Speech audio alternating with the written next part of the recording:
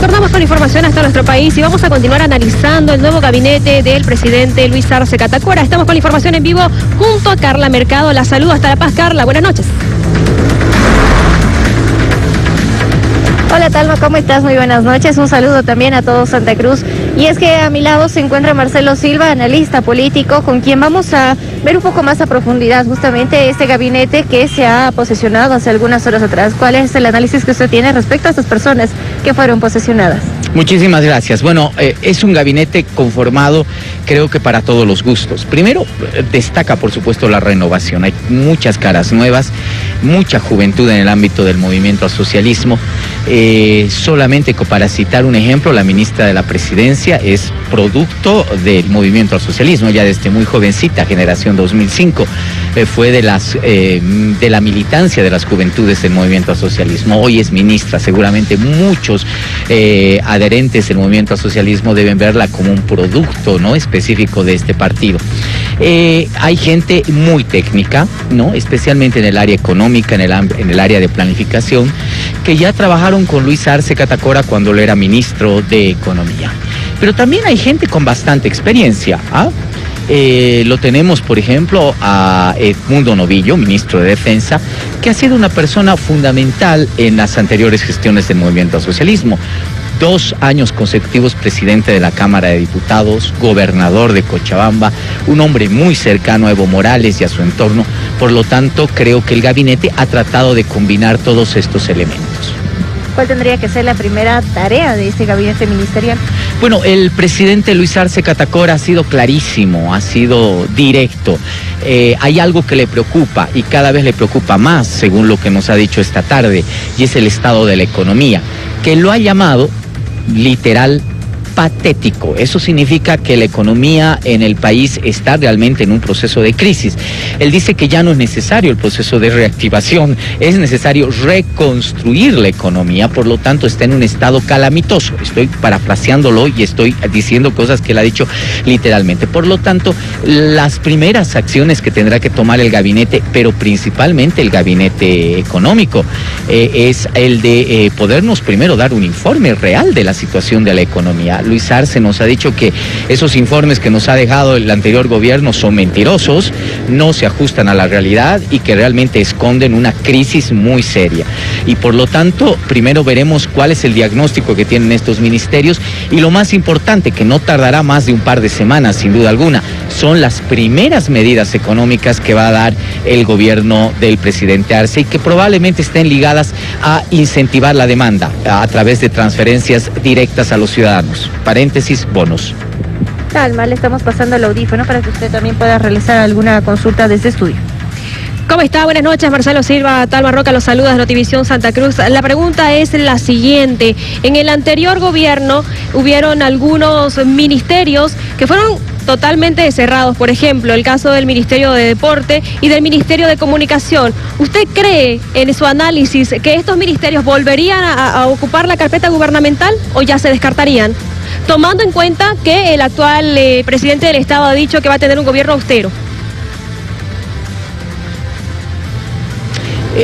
Muy buena pregunta, buenas noches, Dalma, qué gusto conversar con usted. A ver, primer elemento, la reforma del ministerio, del órgano ejecutivo, necesita un decreto específico, ya no necesita una ley, necesita un decreto, y para poder emitir un decreto se necesitaban a los ministros de Estado. Luis Arce ya los tiene, por lo tanto, según la normativa, él puede emitir un decreto, lo hará seguramente en las próximas horas, firmado por los ministros de Estado, donde exista una reestructuración del órgano ejecutivo.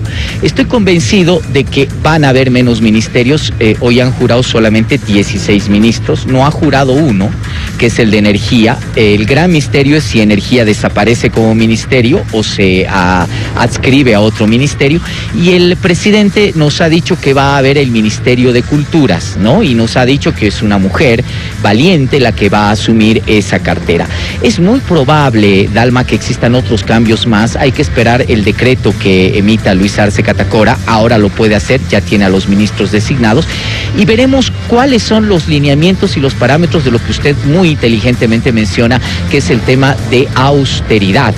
Probablemente no se den las carteras ministeriales, pero sí estaremos atentos para ver también la reducción de viceministerios, donde indudablemente tendrá que haber visibilidad de esta austeridad anunciada por el presidente. Muy bien, muchísimas gracias, Marcelo. ¿Cuál es su opinión y su análisis acerca de la ministra de la Presidencia? Primera vez en la historia de Bolivia que hay una mujer ocupando ese cargo. Mire, hay dos criterios importantes sobre Marianela. El primero, indudablemente, es la primera mujer cercana a nada menos ni nada más que la instancia más nítida del poder. El Ministerio de la Presidencia es quien está más cerca del presidente del Estado. Primera consideración, que indudablemente hace mención y honra al ámbito de género. Pero hay algo mucho más importante. Marianela es un producto, yo diría, propio del movimiento al socialismo. Marianela estuvo en el movimiento al socialismo desde el 2005, cuando era jovencita, cuando era prácticamente uno de los cuadros más jóvenes. Yo creo que muchos de los militantes del movimiento al socialismo la deben ver con muchísima nostalgia y deben decir, ahí está nuestro producto. Entonces es una persona indudablemente importantísima dentro de esa estructura. Muy bien, una consulta más, la última para cerrar, por favor, aprovechando su presencia y su tiempo. Marcelo, mañana se tendría que lanzar la convocatoria a las subnacionales. ¿Usted cómo ve este panorama? Bueno, ahí está la segunda parte de la pelea, de la disputa, de la contienda electoral para reconfigurar el escenario de fuerzas políticas en el próximo quinquenio. Estoy segurísimo que se lo hará, porque es un mandato de la ley. La ley establece que 48 horas después de la posesión del presidente, el órgano electoral debe convocar a estas elecciones en un plazo no mayor de 120 días.